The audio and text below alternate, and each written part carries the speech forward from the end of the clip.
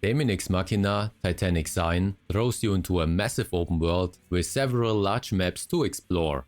So one of the first things you will want to learn is how to make traveling easier. Fast travel points are scattered across the world, but you will need to unlock them first. So whenever you find yourself near one, make it a priority to activate it right away. This will save you a ton of time when heading toward new missions or areas later on. Some side quests even unlock new fast travel locations, but most of the time just getting close is enough to activate them. Later, if you want to head straight to a mission, simply open your map, select the map menu, then go to the accepted missions and press the button to show the destination. From here, just choose the nearest fast travel point. This makes it much easier than searching the location each time manually. Credits are another big part of progression, and one of the best ways to farm them early is the Colosseum. Here you can fight opponents, climb the ranks, and earn higher and higher payouts the further you go. The best part is that you can rematch these enemies as much as you want, meaning you have a reliable source of income. For example, once you defeat the first place opponent, fighting him again nets you over 17,000 credits each time, which is a great way to stack up money quickly. On top of that, you will unlock tons of materials and skins as you rank up. Scrap is equally important, and farming it is something you will be doing constantly. One important thing to know is that you not only get scrap by defeating enemies, but you can also grab it by destroying the purple metallic ores that you can find throughout the world. I have already covered some great farming spots for them in another guide, so if you want you can check it out. You can use the scrap at this NPC in your base to upgrade different facilities and unlock new functions. I recommend that the lab should be one of the first things you invest your scrap in. Leveling it up lets you carry more genes and equip more skills, which opens up a whole new layer of customization. When you gather the right combination of genes and you bring them back to the lab, you can unlock fusion skills, which can be both active and passive, and they come in different tiers. Higher tier skills give your builds a massive boost, whether you are going for damage or utility. There is also a really useful feature in the fusion skill menu. You can favorite the skill you want, and when you head to the map, you will be able to track which enemies drop the genes needed for it. Of course, those enemies will be only visible if you have killed them at least once. Also, my advice is to only favorite 1 or 2 skills at a time, since you can only hold 7 genes in total. If you have too many targets at once, it gets confusing and you will be not able to carry the right combination of genes. So focus on the skill you want, farm the genes for it, and then move on to the next. Now a quick warning: as you activate more genes, your character will physically mutate, slowly resembling an immortal. If you don't like the look, you can unlock a special suit from Civetta, the NPC who handles the base upgrades. This suit hides your mutations, but keeps all of the effects of your fusion skills.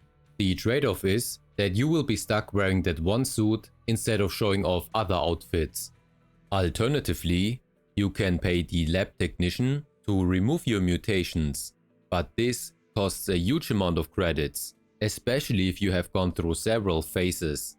And it also resets all of your crafted skills.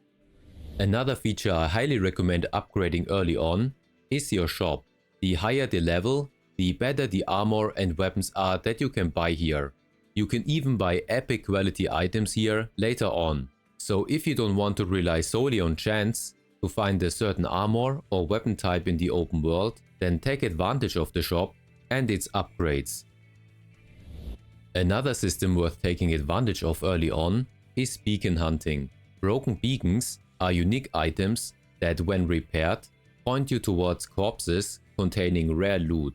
Once repaired, they reveal a noisy cutout of the overworld map that you have to match with the terrain to find the location. You can make this process much easier by unlocking the factory unlock restoration upgrade at the base. This clears up the noise, making the map much clearer and saving you tons of time. Just remember to set the beacon's exploration area in the factory before heading out, otherwise it won't work. Then you still have to find the right location by comparing the two maps, and once you are in the right area, your minimap will start glowing and pulsing. The closer you are, the faster the pulses get. You can use your scanner to pinpoint the corpse, usually sticking out of the ground, then just interact with it and claim your loot. Side quests are everywhere, and while many just reward credits or items, some unlock entirely new features. For example, you can unlock a musician at your base who lets you change the background music. Another side quest opens up the Overbullet card game, where you can collect cards and duel NPCs, so it's worth keeping an eye out for these special missions, so you don't miss out on any cool features. When it comes to farming gear, remember that you can refight every major boss that you have defeated here in your base. This also applies to open world bosses. Once you have taken them down at least once, they will also become available here. If you are having trouble finding world bosses for the first time, you can use the world map filters to hide everything except for boss icons and fast travel points. Then just teleport around and check big open areas, since that's where most of them spawn.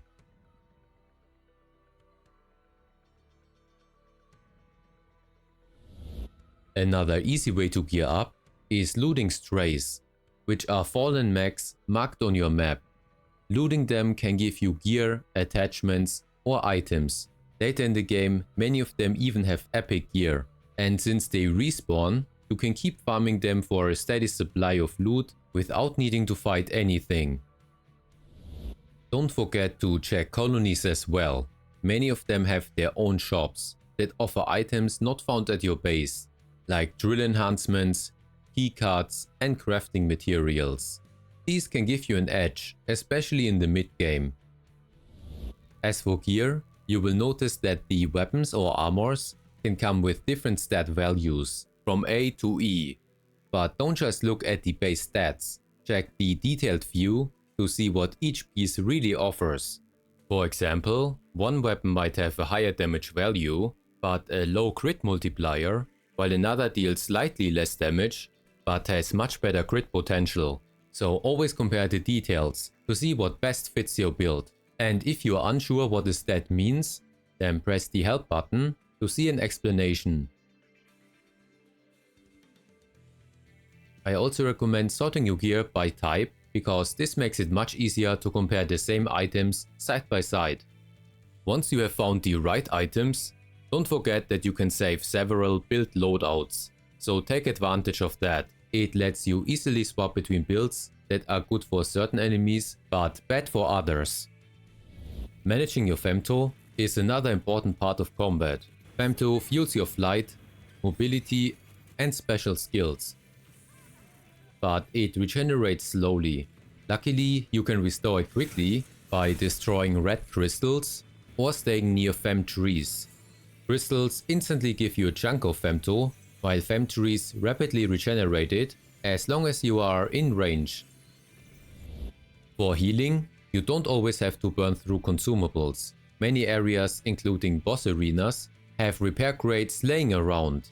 Breaking them gives you a significant heal, which can save you a lot of money. With that being said, your healing items still matter, so make sure you configure them properly before heading into tougher fights.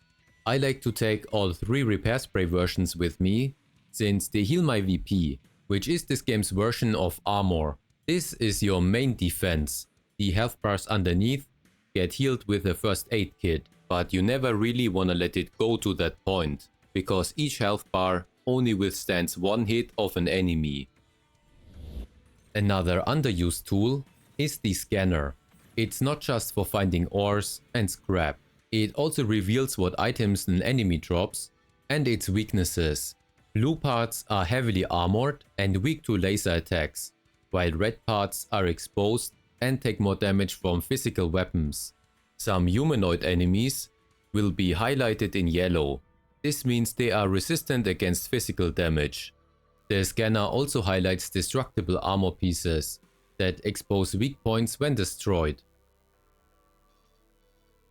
Landing hits on those spots after breaking them boosts your damage significantly. Lastly, pay attention to mastery levels on weapons. The more you use a weapon, the more stats it gains, boosting its overall effectiveness. If you switch to a weapon that you have never used before, don't be surprised if it feels weak. It's likely because your mastery level with it is too low. To truly compare weapons, level them to the same mastery first and then judge their performance. So that's it for today. I hope you found this info useful. If you want to see more Daemon X Machina content, then don't forget to hit the like button and subscribe. And if you have any other tips to share, then just leave a comment below.